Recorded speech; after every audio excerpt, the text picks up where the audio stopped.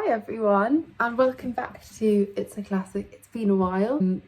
Basically, I've just been really lazy, but also because I hadn't seen any films that I felt like I needed to really make a video about until now. I saw The Substance on Tuesday, and today's Saturday. I basically haven't stopped thinking about it since.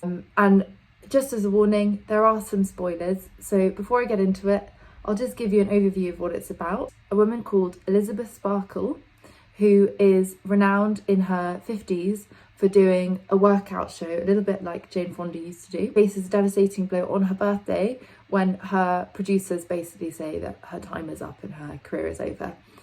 And amid her distress, a laboratory offers her a substance which promises to transform her into a younger, kind of more beautiful version of herself. And Elizabeth, because she's so desperate, goes through with it and literally births a younger version of herself known as Sue. Now, I thought this was a really fascinating film because it depicts the power of youth and the difficulty of aging, which are both regarded as pretty common themes in films and literature, in such a visceral and horrible way. I really haven't been able to stop thinking about it ever since. So I would say that the clear message of the film is that youth sells and that aging is really difficult. This is no clearer than the start of the film, where Demi Moore's character is told in no uncertain terms that because she is no longer young, she is no longer a commodity and therefore worthless. Indeed, the director backs this off because she says that she experienced something similar when she was post-40. She said these thoughts are so violent and so real that someone's worth depends on how they look, and she thought she had to do something with this.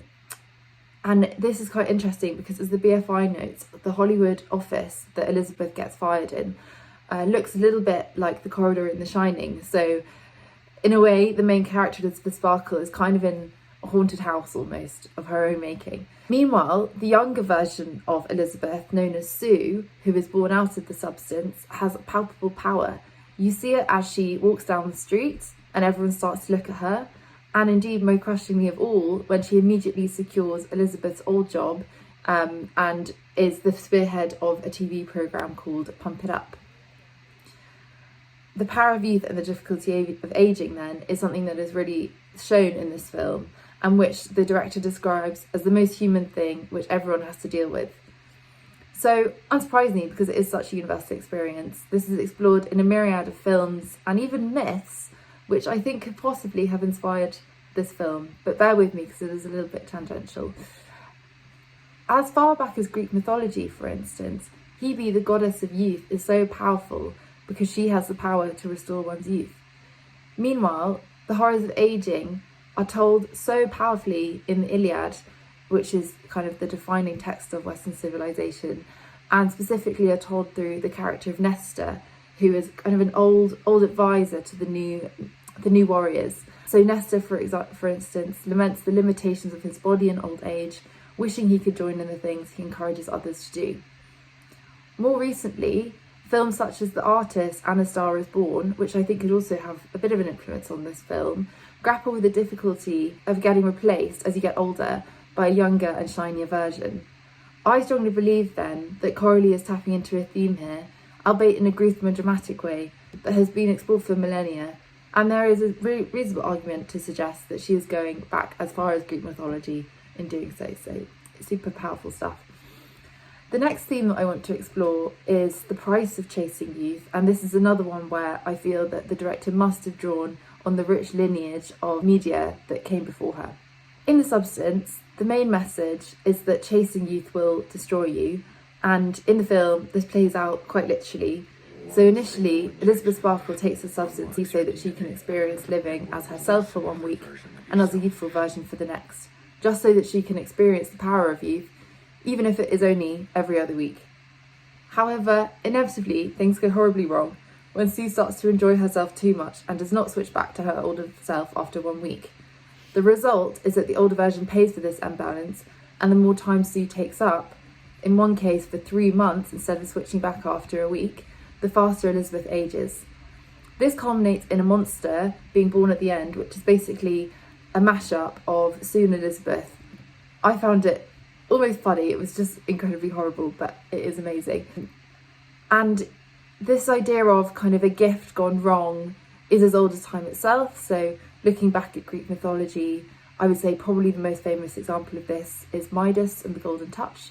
So Midas, the king of Crete, famously requested that anything he would touch would turn to gold. But then when he discovered the peril of his wish, namely that he couldn't interact with anything at all because it would just turn to gold, he begged Dionysus to reverse the spell.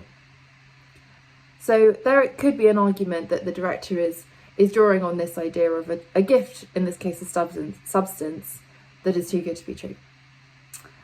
However, I think what is probably a more likely argument is that she is looking at a much more recent work of art, and that is The Picture of Dorian Gray by Oscar Wilde. I think it has to be a direct influence on this film because there are some really striking similarities. So, firstly, Dorian Gray, who is the character of this book, very youthful, handsome man, basically makes a deal with the devil so that he can stay young and youthful and commit crimes. And his portrait, which is stuck in the attic of his house, much like the younger version and the older version of Elizabeth and Sue, are stuck in the bathroom of her mansion in LA. It starts to take on all the signs of aging instead. However, much like in The Substance, Dorian Gray's recently painted portrait grows day by day into a hideous record of evil, which he must keep hidden from the world. Now, of course, I'm not saying that the older Elizabeth is hideous by any means, but her understanding is that she becomes more hideous by aging, because as soon as the kind of younger and slightly more evil version of herself, Sue, starts to sap out her life force. So, in both The Picture of Dorian Gray and in The Substance, we see that a desire for youth can corrupt the main character and turn them, in this case, literally into a monster. I think this must be a direct allusion here, especially because in Elizabeth's apartment there's a huge picture which slowly starts to get shattered as Sue, her younger counterpart, sucks the life out of her. So those are a few thoughts I had on some of the influences of this wonderful film.